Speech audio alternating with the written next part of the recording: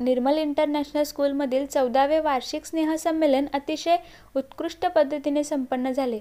या कार्यक्रमासाठी विशेष अतिथी म्हणून निर्मल स्कूलच्या अध्यक्षा सौ वैशालीताई नरेंद्रसिंग सूर्यवंशी यांची प्रमुख उपस्थिती होती.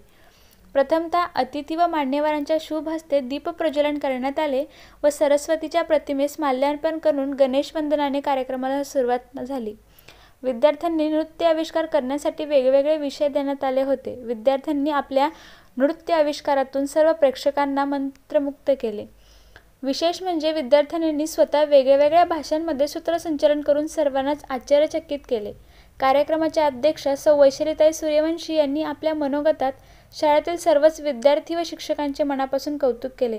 विद्यार्थ्यांनी अभ्यासाबरोबरच वाचन, वक्तृत्व, खेळ, नृत्य, गायन यासारख्या आवडीनिवडी जोपासल्या पाहिजेत असे सांगून पालकांनी आपल्या मुलांसाठी अधिकाधिक वेळ दिला पाहिजे असे प्रतिपादन केले.